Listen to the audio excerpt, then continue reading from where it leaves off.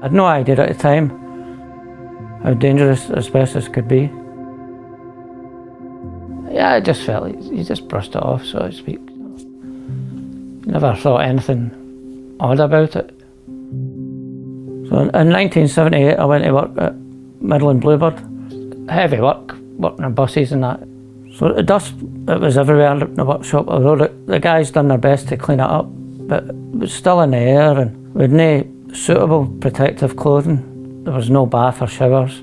No advice to wash up before you went home, because apparently it was in your clothes as well. You didn't realise that. Replacing clutches was the worst. You had to go underneath the bus and all the dust would fall into the pit, and sometimes when you were prizing the gearbox from the engine, the dust would fall directly onto you, go down on your head and under your t-shirt.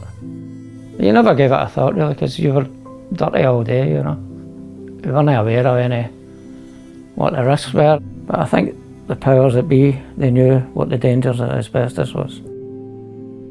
I remember way back, I was in a hotel in Dubai and I was on the 8th floor, so I would walk up instead of using the lift. I would get to floor 5 or 6 and I'd be like, that's strange, I'm feeling a bit out of breath now, you know.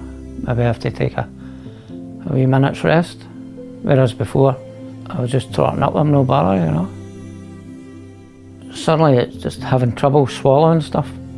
But then sometimes it would be as if something was stuck in my throat and I had to be sick to get it up. So when they done their CT scan and X-ray, they seen the tumour and they seen the 2 tumours. And that's when they sent me for the biopsy. They tell you it's cancer, but it's asbestos related, and that's mesothelioma. Affects your breathing, affects your strength, and obviously it affects you in the mind. There's no option for a cure. The only option is to try and slow it down.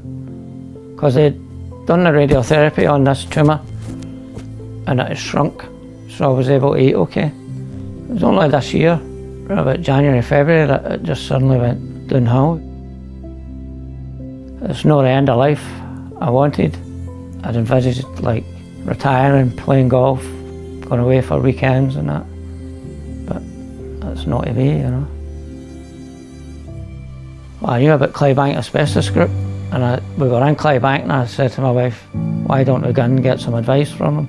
Because by then we knew it was mesothelioma. So I went and talked to the guys and they were great. Showed me all the options and they said if you want, you could pursue an individual claim. Said if you want to do that, we can arrange that for you. Clydebank Asbestos Group contacted Digby Brown and then set up a meeting with Gary, and he was great. Took you through everything, explained it all. So there was like no running about for me. Everything was done by Digby Brown, right up to the end.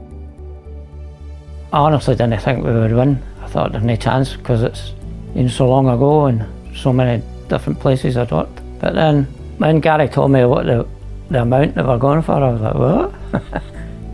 Obviously it takes away any financial worries for the future after I'm gone.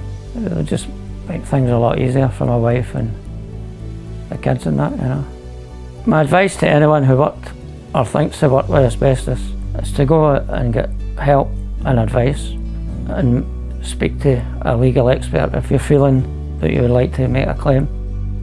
And I hope by sharing what's happened to me, others can get the support and the answers they need.